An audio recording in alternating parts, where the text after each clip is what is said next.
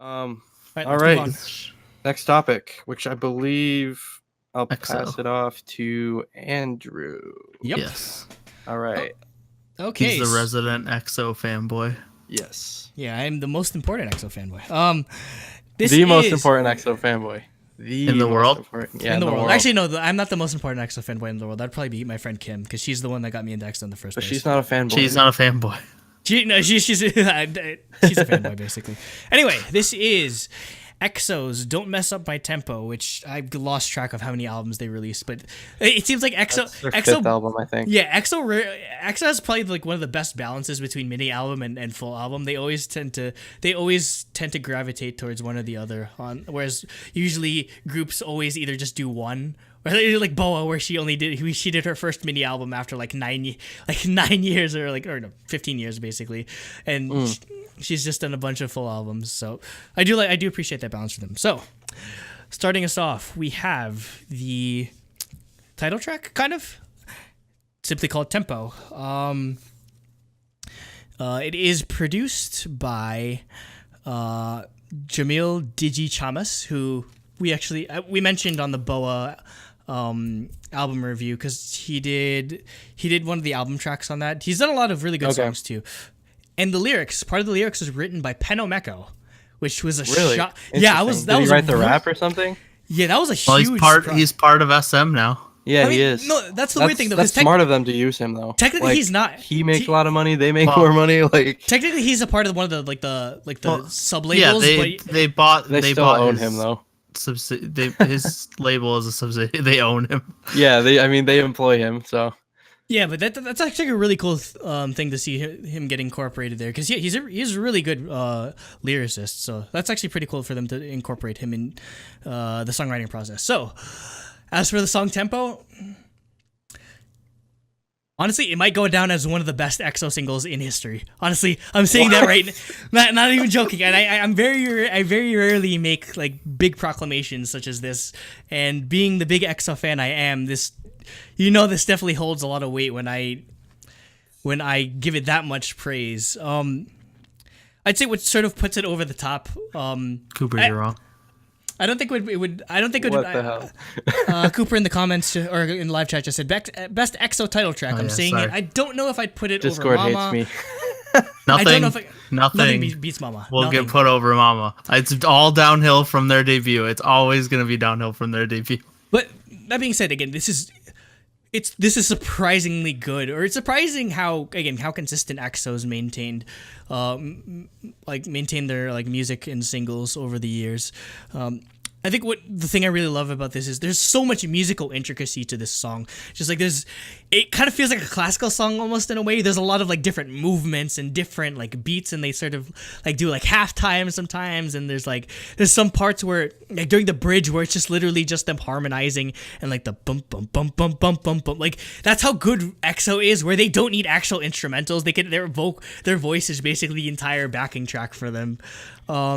Well, at least they held true to the name of the song. Don't mess up my tempo. Yeah, that's actually really funny. He doesn't really mess with the tempo, despite all of their sort of like clamoring of not to mess with the tempo. The only like big problem I'd have with the production is the bed squeak has to die. I hate this. I've hated this trend ever since it started. And granted, it's not as obnoxious because it's not as overt. You have to subliminally imply sex. That's how you do this. No. Like, there's like girl groups that like cutesy girl groups that use the bed squeak. I'm just like, do you know what you're doing? I don't know. Yeah. Laboom used it, but it was in a sexy song. So okay, that makes sense. But it's just in the last song. Yeah, the good thing is it doesn't make the backbone of the song a la like Wale's like Bad, where it's just like Whale. Yes, Whale. Rat monster and whale. Rat monster and whale. Yeah. Old school, truly Daebak joke there. Yeah. So it's not as obnoxious as that, but I still think it wasn't necessary. And I say probably the biggest sort of thing I'd take away from this is it feels like they're taking a lot of influence from what EXO CBX is doing. That's sort of like really like funky style of music that they're doing, and they're incorporating that into the main group, which is a really good addition. Visuals wise, it's definitely hit or miss. Like, Chen actually pulls off the mullet pretty well. Xiumin looks like he got struck by Nobody lightning. pulls off a mullet.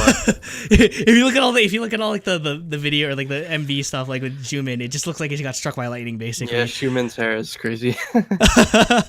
And I love their outfits just because I'm a really big fan of fashion.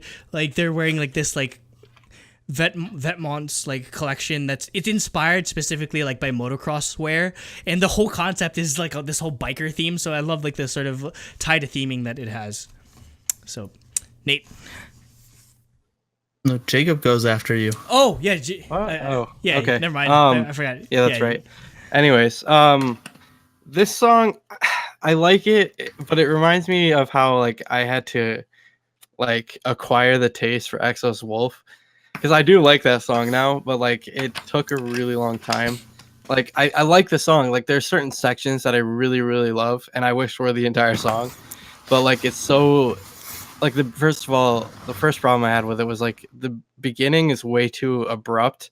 It's like we just started in the middle of the song, and like just went from there, and then the rap also like just abruptly starts right after that section, and like so it's that beginning section that really like kind of jars it for me, because I think the rest of the song is probably fine, because I think the rap section coming in the middle made more sense to me.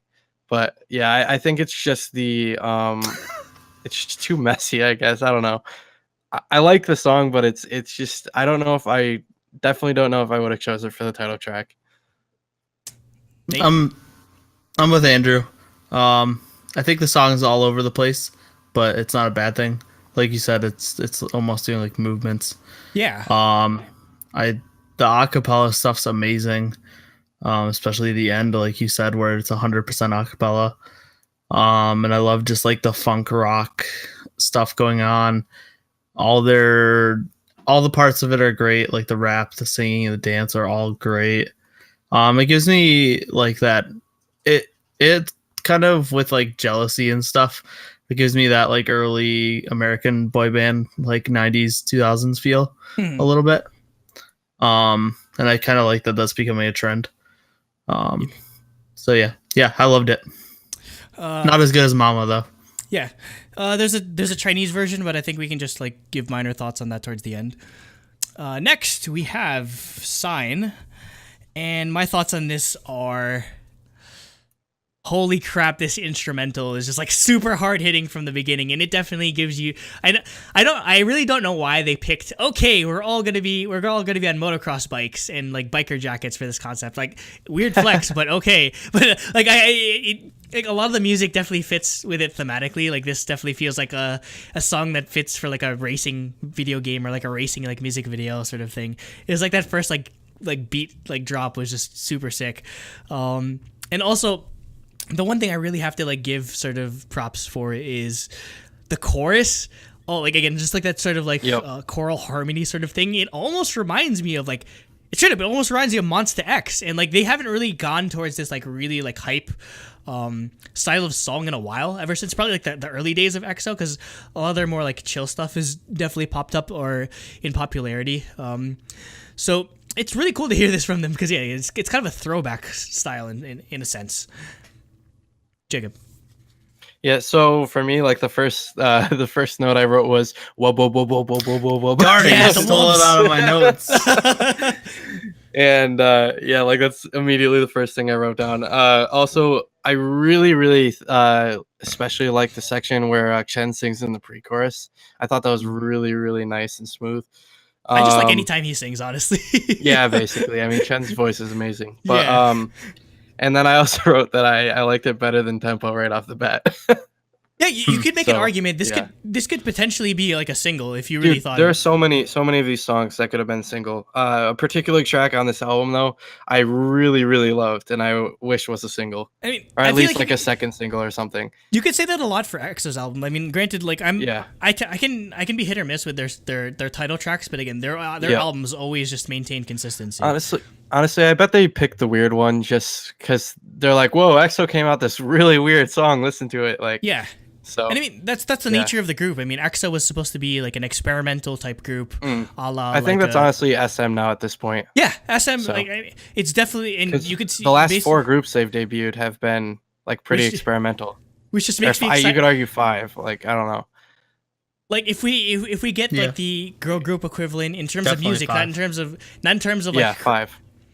if the next girl group is kind of like NCT, not in terms of like how many billions of groups there are, but in terms of like how Yep. experimental their music that is, that's gonna be insane. And it makes me so. I think it should be how many billions of members there are too, please. I mean, granted, yeah, it just gives you Billions excuse. of girl group members. It's just like you could cheat and basically like, okay, this person is my bias in this unit, and then they're also in Yep. that. Yeah. You could fuck around with like bias numbers, but So Nate, many would you- complete sets of 4. Nate, what did you think of this song? Yeah. Like I said, Jacob stole my notes. I said I love the wub wub intro and the beat for the verses. And also I agree. I thought the pre-chorus vocals were amazing. I don't know the members as well as you guys, so I guess it was Chen. The one thing is I felt like the chorus was a little boring compared to the rest of the song. Yeah, probably. So like that kind of dropped it a little bit for me. But I love the verses and the pre-chorus a ton. Next up, we have Ooh La La La. Also produced by Jamil. Crap Digi your Cha- pants. No. No, it does not say crap your pants.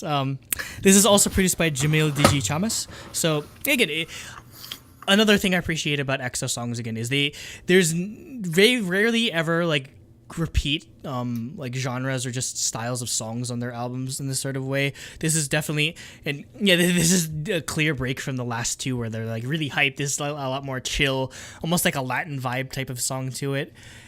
Yep. Again, it has a lot of she has a lot of the same DNA as like earlier album tracks that they've put out.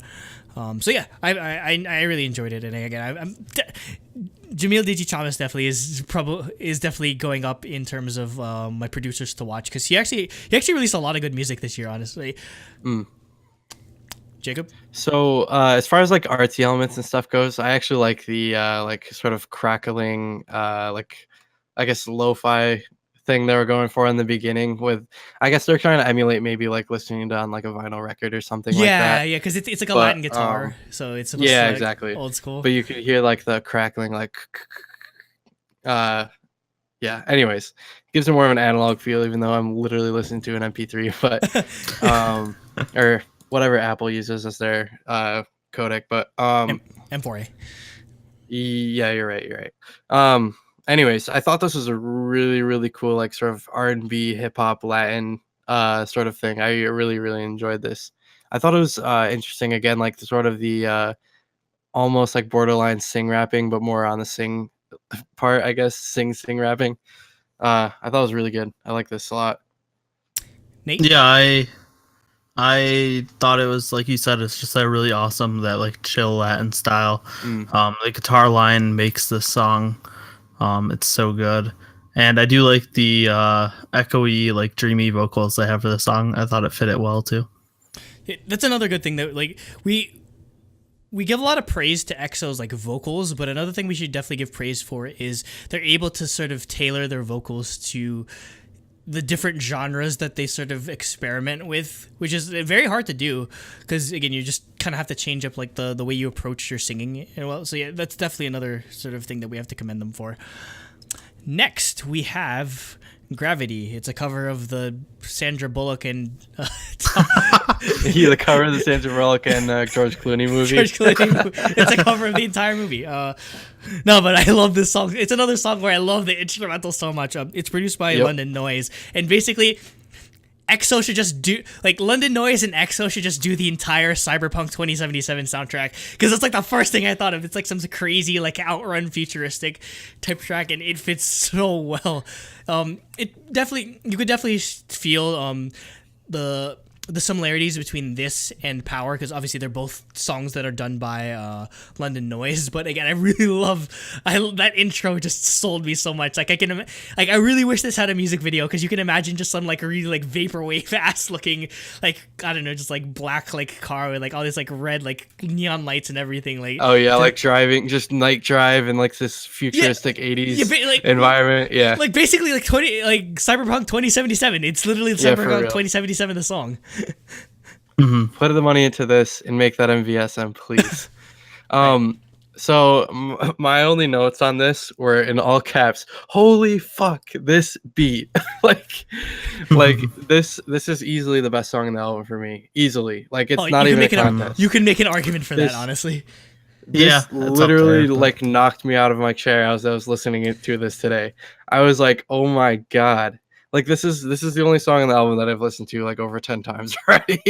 Jeez. like That's a lot. like after I was considering done listening for the review, I just listened to the song on repeat for That's a it. couple times. if you're doing the math, that's like 1/3 of heart. That's like 1/3 of KDA or Heartshaker. Yeah, well, Heartshaker has like over 250 times. Okay, so it's billion 1/3 KDA. listens. Yeah, 1/4 KDA, but Okay. still, like this is a really amazing song. This is up there with some of my favorite EXO songs already. Mhm. I love this. Mhm. Also, like so funky. I love it. I love it so much. Yeah, Make your this the single. Come on. your notes are very similar to mine, where I literally just wrote the beat is so good, and give me a whole album of this. Yes. I just want just an entire album. Although, after saying that, it isn't my favorite song on the album. Ooh. It We'll get easily is there. mine. We'll get there. Okay. Okay. I do love another one. Actually, I circled another one. It's one of my favorites. And just before I forget, lyrics were actually written by Chanyeol for this one, and I think Wow, awesome. My bias, because I he's don't the know if only it's member I really I know know. if it's just From the what, rap like part. roommate? Yeah, I because don't know if it's just watched the rap part or if Roommate. he just actually contributed to it. It wouldn't surprise me considering EXO's pretty involved in the production process. In the production process for a lot of their music. Yep. Next up, we have With You. Again, just like they're just experimenting with all these sort of different sounds. This is an EXO drum and bass song. Like that's like all you really Yeah. need to know about it. It's EXO doing drum and bass, and it's amazing. Not as good as Dreamcatcher though. Yeah, sleepwalking. Oh my god. That's all I have to say, honestly. Okay. I love it solely for the fact that it's drum and bass. First thing again, like this album has really good like intros to songs. Like I really like the like elevator note they sort of used in the beginning, like the woo. And yeah, I overall I really like the song. I thought the vocals were like impeccable as always. Like honestly, a lot of the songs in this album were really hard carried by Chen, Baekhyun, and Dio. Oh yeah, definitely, definitely. They all had really great vocals in this. In this I could have done without the like talk rapping in this. I didn't really like that as much, but it's again really small criticism. It doesn't kill the song for me. And it's kind of a recurring theme because they kind of do it on a lot of, like, they do it on Tempo, they do it on a lot of the other songs as well. So I can understand, like, maybe for thematic purposes continuing to do it, but yeah, it didn't fit. It didn't fit as well with the style of song that they were going for as opposed to the other songs. Yep. Nate? Yeah, I thought this was like, I really love the instrumentals. I like how unique they are. And I love the mixture of the like drum and bass beat with the like super chill ballady vocals. Like pretty much exactly what you guys are saying. I thought like the vocals were fantastic, and I thought it was really cool to hear it mixed with like a drum and bass style beat. Mm-hmm. Next, we have 24/7. Is there a song called 24/7 already? There's plenty of Twice songs has one called that, I think. Okay, yeah, because I was check. gonna make the joke, but I was just like, is there? Okay, I think it was on Twiceagram. Okay, yeah. I'll check for sure. Yeah, I'm Anyway, checking too. This probably would be the only miss for me, but that's just like that's a pretty high bar or whatever, just because I'd say the only reason why this song doesn't stand out as much to me. Yeah, they have a song called 24/7 on Twiceagram. Yeah, I figured. Cover the Twice song. Yeah. So basically, the only reason why this song doesn't do it for me as much as like the other ones is just because literally almost every song on here I ended up enjoying. Is that like basically it's just hard to stand out when like every song is just so good. That being said, I still love the chorus and I love the vocals on this especially. It kind of reminds me of a Shiny song, to be completely honest.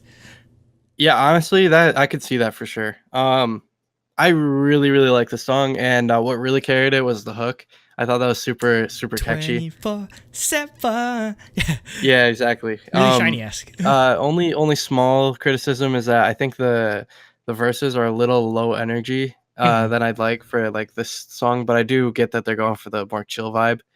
Also, this I could see this being like a Gallant song. Sounds like something he definitely do. Yeah, So the type of falsetto he goes for, definitely. yeah, definitely. Nate?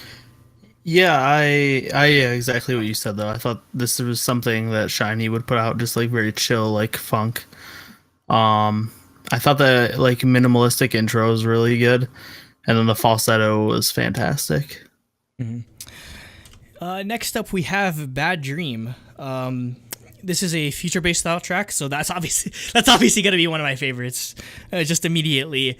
And I think they work well with this style of future-based, just because the processing, they always add a bit of processing or just like a bit of like, not really auto-tune, but they definitely do some type of filtering when they do like the group chorus vocals and everything, and that fits so well with future bass. Just like it fits well with that style of electronic and trap instrumental.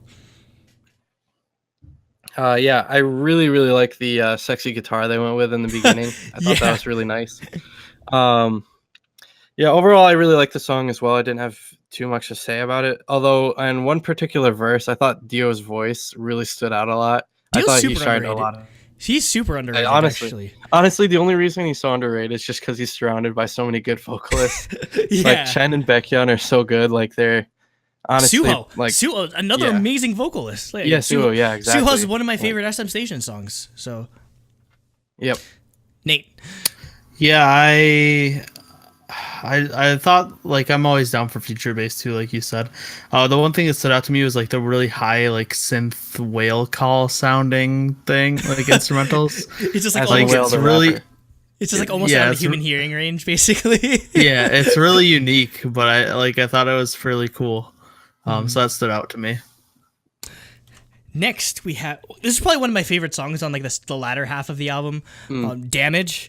Another London Noise song, and freaking London Noise they go like straight like future like funk and like all this like crazy like outrun type stuff. This song's like straight up like a hip hop track with like trumpet and like piano backgrounds and everything. So really cool stylistic change on that part. And yeah, the chorus of this is probably the highlight of it, just because it's super catchy. Like the damage, like the way that I'm usually, I have an aversion to choruses that tend to repeat like one or two words, but the way that they're able to make music, they're able to deliver it musically, which again is a very hard thing to do. So that's why it ended up becoming a lot more catchy than it otherwise would have.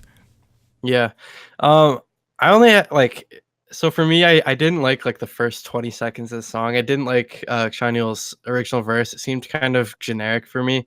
But like the rest of the song like made up entirely for that. Like the rest of the song was amazing. Again, like high impact chorus, awesome vocals again as always.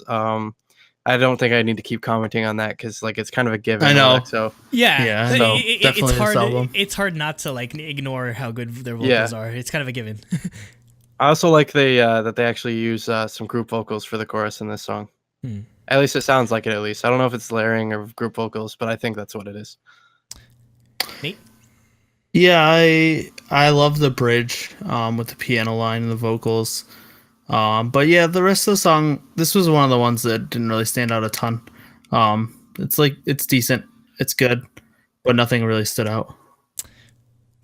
Okay, next up we have Smile on My Face, which is the ballad track. Of course, you're gonna get a ballad track on every EXO album, and man, it's probably one of their best, honestly. It's kind of hard to differentiate maybe a bit. EXO has an amazing library of ballad tracks, but I'd say I love this one especially. Again, it's super hard to ignore just the sheer amount of vocal talent you have on this, and obviously like Chen is, again, I think I mentioned this last year, but Chen is really Chen got nominated for Bias Record of the Year, I believe, on my part, just because his vocals have just stood out so much to me among all EXO songs. Just like the amount of power and the amount of emotion that he's able to deliver in his voice really stands out on these ballad tracks. I'd love it.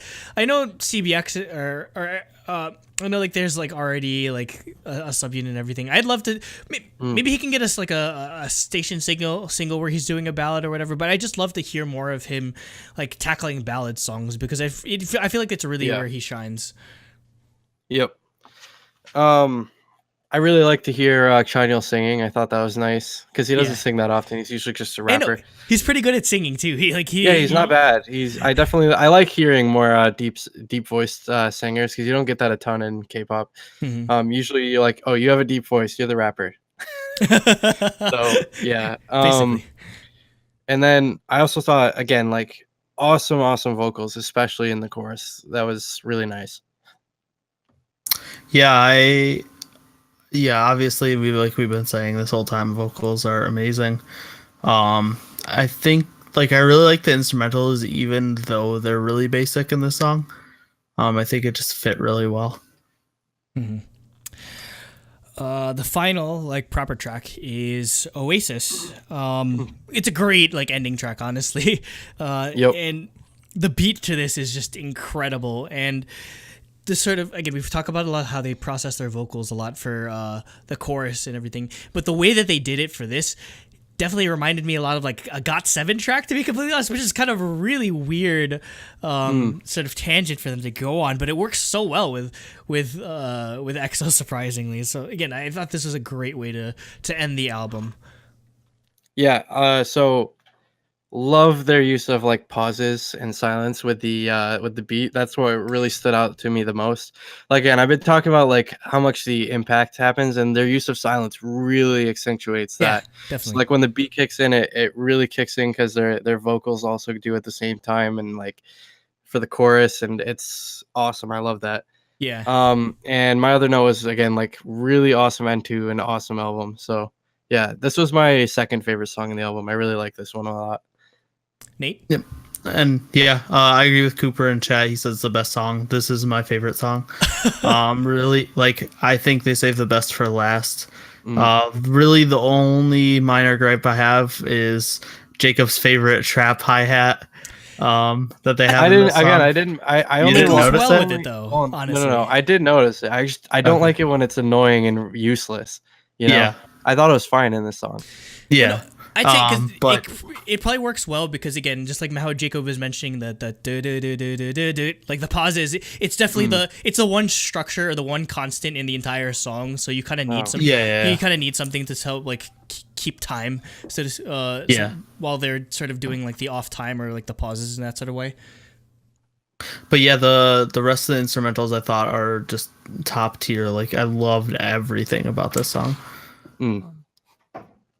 And just All before we get to scores, just have to mention the tempo Chinese version. So not really much to say on this, honestly. I just, at least on my part, I just have to say I'm glad Lei is back and he actually gets lines in this, and I believe like Chanyeol and Sehun rap in Chinese as well, or Mandarin as well. So yeah, really, it's kind of sad that I don't think they either had the time or just like the they probably didn't have the resources to do. They usually do both Korean and Chinese albums separately, but yeah, this is one of the times where they just ended up just doing the title track as Chinese. Does Lei sing in the Korean version? I don't think so. I mean, he's in the music Does video. he sing obviously. in the Chinese version? Yeah, his Chinese version. He has Okay, he has a few lines. All right, cool. Because I remember in the music video they just show his face for like 2 seconds and call it a day. Because they have to, logistically, because obviously when he has that US album that he's promoting. Right? still, Yeah. Obviously They're like, hey, he's still in the group. Believe us, please. Well, yeah, I think it's just because he has like obligations everywhere that he couldn't fully promote as part of. But I'm sure he's super successful in China, so that's the thing. That's the thing. It's hard to keep him in X. It's hard to think of anyone being more popular than being in EXO, and yet Lei has managed to like find bigger success than actually being in the group itself. So, yeah, good on him, honestly. Yep. All That's right. I had to say, so, Nate? No. Nate, do you have anything? No, Jacob. Jacob. Or you're my actually, no. I was just trying to hijack the topic for some reason. I don't know why I was doing that. It's okay. Okay, so no, I don't have any notes.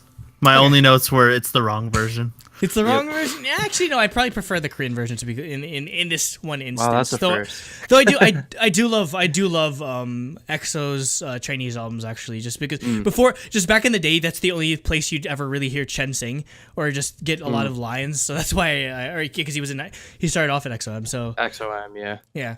That's why they gave him the stage name. That's why Chen and Xiumin have like more like Chinese sounding stage names, because they wanted to. They were trying to make them more accessible to the to the Chinese market despite being Koreans. So, okay. I'm going to pull Jacob on this one. It's a 10 out of 10, honestly. And I mean, that's not surprising, I guess, just because I'm the biggest EXO fanboy here. But I feel like just this, even more than I thought the war was good, but holy crap! Yeah, like, no, I think this easily blows out the war. Yeah, this blows the war out of the water, honestly. And I mean, this might be one of the last few releases we get with EXO as a full group, because they're getting close to that enlistment date. But they went out with a bang. Yep. They went out with a big bang. Anyway, yeah, I feel like even like EXO's like previous albums, like as much as I love like some of the like the title tracks or the singles, I wouldn't be able to I wouldn't give it like full on 10s. So that's just how much like I love this entire thing. I think it's probably the most complete EXO album from top to bottom, where every song you can make a case for it being a title track or a single, and almost every song you can make an argument that it's the best song essentially, and that's very rare. That's very rare, even among other 10 out of 10 albums that we've given. Yeah.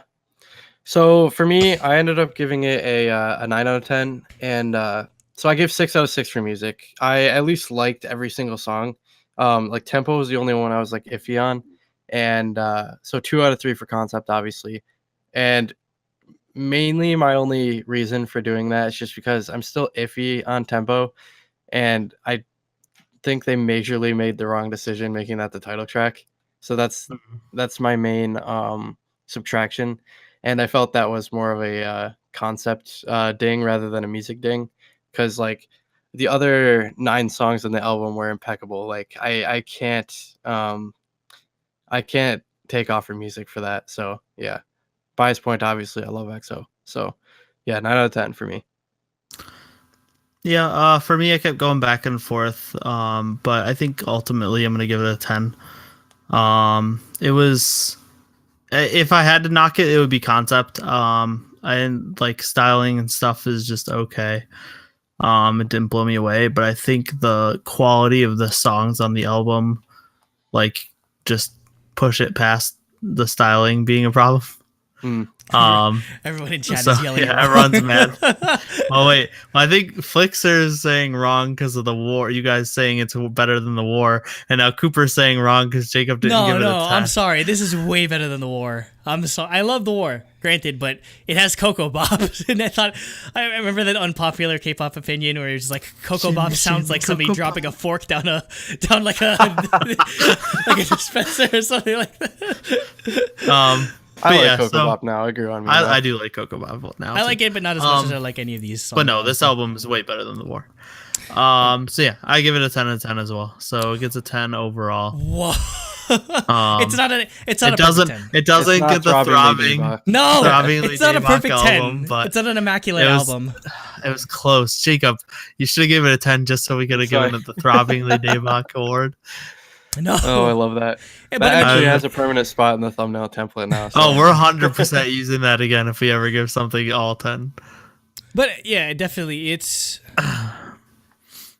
probably lands itself among album of the year considerations. And despite this being like EXO's only really major release, EXO is definitely gonna land themselves among the artist of the year considerations. And it's just crazy just to see how much they've grown, and yet how much they've remained consistent in the quality of music that they've put out. And again, I'm very rarely EXO always gets the best production. I don't know how they do it, but I don't know how. And I mean, they totally deserve it. I mean, their year's been great overall too. Just with performing at the Olympics, that's crazy. And then putting out, I think it's just I think SM probably puts all their their big marbles in obviously, EXO's basket. I mean, they're the breadwinner easily. So yeah, I mean NCT will be up and coming, but again, like EXO, even they started out much smaller than like Super Junior, for example, or SHINee, and then after like Raul came out, they got a hit, bam, they were huge.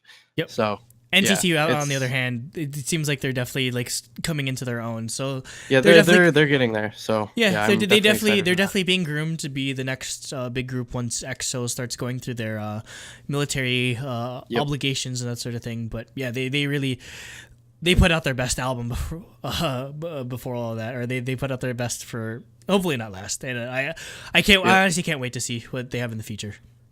So Yep. 10, and it gets a truly Daebak album. Shiny. It gets a shiny. Yes. Yep.